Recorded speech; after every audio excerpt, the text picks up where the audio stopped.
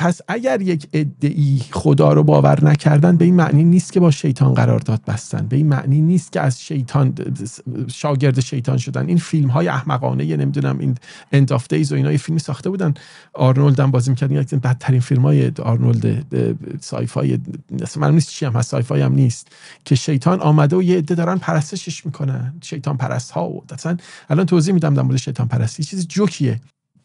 بگذاریم، من بارها این رو از در صحبت کردن به خصوص با مسیحی‌ها شنیدم که معتقدن که شما اگر خدا پرست نیستی مشخصا شدی ایجنت شیطان. من میگفتم نشدم. آقا باب میگفت نه، تو نمیدونی، تو خودت هوشیار نیستی به اینکه شیطان تو رو چیز کرده، این رول کرده، انتخابت کرده، چین استخدامت کرده.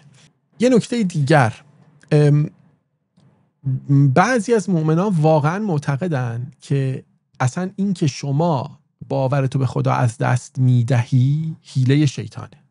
خب ما اینجا قرار نیست به شما حقه بزنیم دوستان، حیله‌ای در کار نیست. دوستانی که ما رو میشناسن دیدن ما اینجا حیله‌گر نیستیم، استدلال براتون میاریم.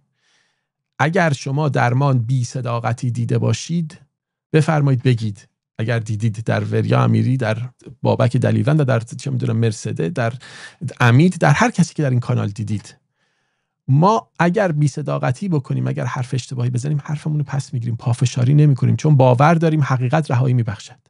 با خیلی هاشونم که من مناظره کردم دیدید. اگر شما قانع شدید در این مناظرات که شواهد خوب ارائه شد، منم قانع شدم. من که ندیدم، اگر شما دیدید بفرمایید.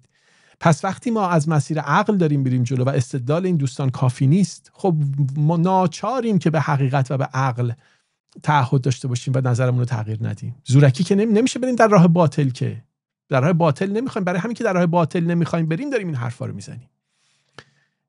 مسئله نیست که اومدیم گول بزنیم یا خودمون گول خوردیم حالا اومدیم شما رو گول بزنیم. عقل، ببینید کسانی که اتفاقا گول میزنن شما رو، از شما ایمان میخوان، میگن یه ایمان به خدا داشته باش. هر کی اومد ایمان رو ازت بگیره اومده گولت بزنه ها، چون میدونن که آدمی که عقل داشته باشه بین عقل انتخاب میکنه. تو گول خوردن یعنی چی؟ آقا من نگاه میکنم کدوم عقلانی تره.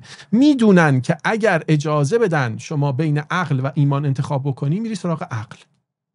ولی به شما چی میگه؟ میگه ببین این عقل اگر ایمان تو ازت بگیره میری جهنم ها.